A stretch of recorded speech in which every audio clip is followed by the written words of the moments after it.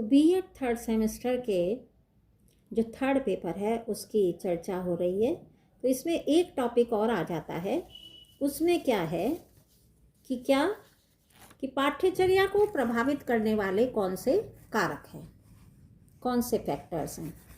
तो इसमें आप लिख सकते हैं कि पाठ्यचर्या को प्रभावित करने वाले ऐसे कारक होते हैं जो पाठ्यचर्या के लिए सही दिशा निर्देश भी देते हैं।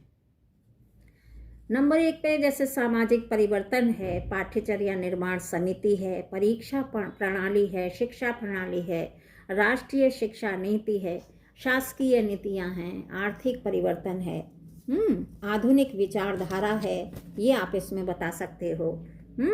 सामाजिक परिवर्तन है, सोशल चेंज, जैसे जैसे समाज में परिवर्तन होता है उसी तरह पाठ्यचर्या में भी परिवर्तन होता जाता है। फिर पाठ्यचर्या निर्माण समिति, पाठ्यचर्या का निर्माण पाठ्यचर्या निर्माण समिति द्वारा होता है। परीक्षा प्रणाली, एग्जामिनेशन सिस्टम, निबंधात्मक वस्तुनिष्ठ दोनों तरह के प्रश्न पाठ्यचर्या में सम्मिलित होते हैं, जिससे ज्ञान वर्धन बच्चों का होता है। शिक्षा प्रणाली, एजुकेशन सिस्टम, समाज के परिवर्तन के अनुसार जैसी शिक्षा प्रणाली होती है वैसा ही पाठ्यक्रम बनता है। फिर राष्ट्रीय शिक्षा नीतियाँ है ना, नेशनल पॉलिसीज, स्वतंत्रता के बाद से ना जाने कितने आयोगों ने काम किया है, उन सब का असर पाठ्यचर्या पर अवश्य पड़ता ही है। अतः जैसे जैसे शिक्षा आयोग के अनुसार सुझाव और सिफारिशें होती हैं वैसा ही पाठ्यक्रम बनता है। उसके बाद क्या है, शासकीय नीतियाँ, गवर्नमेंट पॉलिसीज, उसमें क्या है कि शासन का भी पाठ्यचर्या पर प्रभाव पड़ता ही है। शासन की जो पॉलिसीज हैं जैसे जैसे बदलती हैं वैसे वैसे पाठ्यक्रम भी चेंज होता है। क्यों? क्योंकि नेशनल पॉलिसीज का असर शासकीय नीतियों पर भी आता है और उसी के अनुसार पाठ्यचर्या बनती है। फिर आर्थिक परिवर्तन, आर्थिक परिवर्तन में क्या कि देश में होने वाले आर्थिक परिवर्तन का प्रभाव भी पाठ्यचर्या पर निश्चित रूप से पड़ता है। देश की अर्थव्यवस्था की जानकारी, परिवर्तन, इससे भी पाठ्यचर्या प्रभावित रहता है।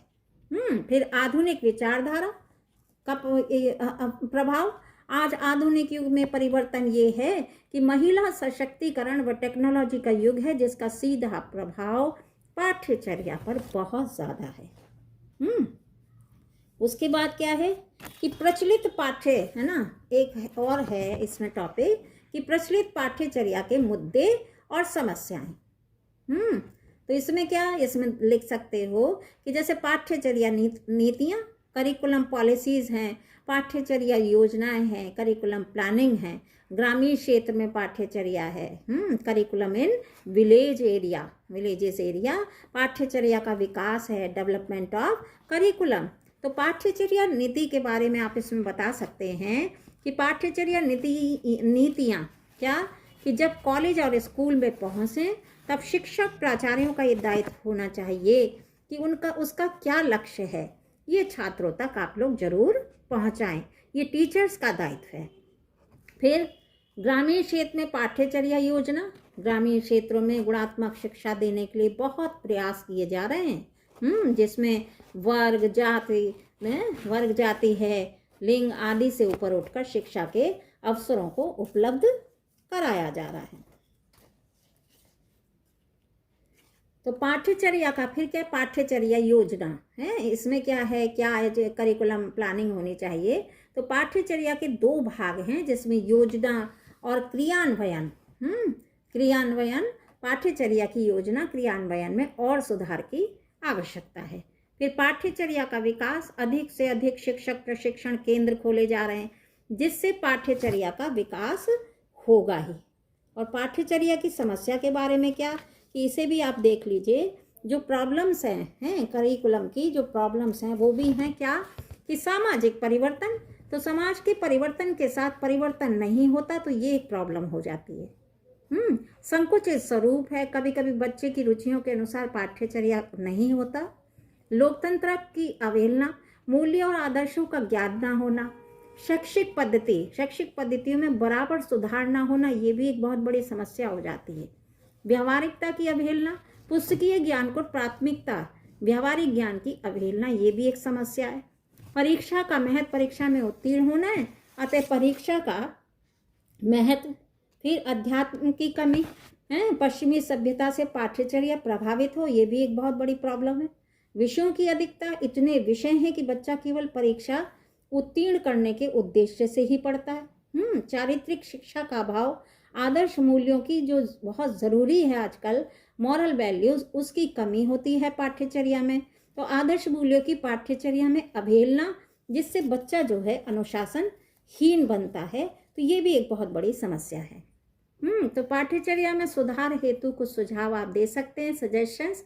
क्या कि पूर्व प्राथमिक स्तर पर, प्राथमिक स्तर पर, पूर्व माध्यमिक स्तर पर, माध्यमिक स्तर पर, उच्च माध्यमिक स्तर पर किस तरह की पाठ्यचर्या होनी चाहिए। एक इसमें है कि बाल केंद्रित पाठ्यचर्या में बालक को शिक्षा का केंद्र बिंदु माना जाता है। क्या कि बालकों की रुचि, प्रकृति, मानसिकता, आवश्यकता के आधार पर किया जाता है, जिससे बालक जो है पाठ्यचर्या में रुचि ले। तो क्या कि बाल केंद्रित पाठ्यचर्या की क्या विशेषताएं होनी चाहिए, इस पर आप लिख सकते हैं कि आज की शिक्षा व्यवस्था पूर्णतया बाल केंद्रित है और पाठ्यचर्या बाल केंद्रित है। और वर्तमान में जिसकी कुछ विशेषताएं कौन सी हम बता सकते हैं बच्चों, कि बालकों को सीखने के लिए प्रेरित करती हैं, क्रियात्मकता पर आधारित हो, पाठ्यचर्या पूर्णतया मनोवैज्ञानिक पर आधारित हो, मनोविज्ञान पर, और बाल केंद्रित पाठ्यचर्या के माध्यम से बच्चे का सर्वांगीण विकास बहुत ज़रूरी है, संभव है। जरूरी तो है ही और उसके द्वारा संभव भी है। फिर ये कि बाल केंद्रित पाठ्यचर्या की सीमाएं, क्या लिमिटेशन है।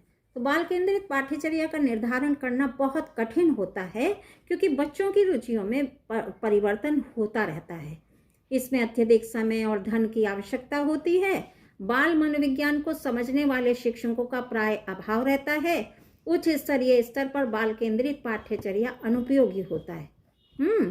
शिक्षक केंद्रित पाठ्यचर्या में टीचर सेंटर्ड करिकुलम, यह पाठ्यचर्या शिक्षक द्वारा बनाई जाती है, इसलिए लक्ष्यों की प्राप्ति आसानी से हो जाती है। और शिक्षक केंद्रित पाठ्यचर्या में विषय वस्तु को मनोवैज्ञानिक ढंग से छात्रों के स्तर पर आवश्यकताओं एवं रुचि को ध्यान में रखकर सम्मिलित किया जाता है।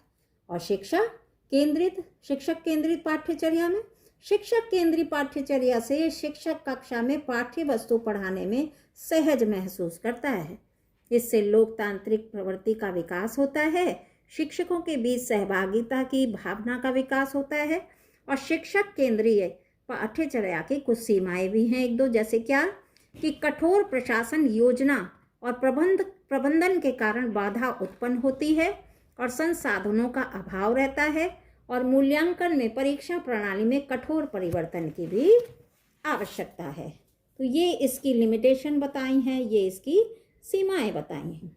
तो ये मैंने कुछ टॉपिक्स आपको गाइडेंस और काउंसलिंग के जो इम्पॉर्टेंट हैं, जो एग्ज़ाम में आते हैं, उनके बारे में आपको जानकारी दे दी है। मुझे पूर्ण आशा है, विश्वास है कि आपको बहुत सरलता के साथ, सहजता के साथ ये जितने भी टॉपिक्स हैं ये आपको समझ आ गए होंगे। और नेक्स्ट वीडियो में फिर हम जल्दी ही मिलते हैं। तब तक के लिए नमस्कार।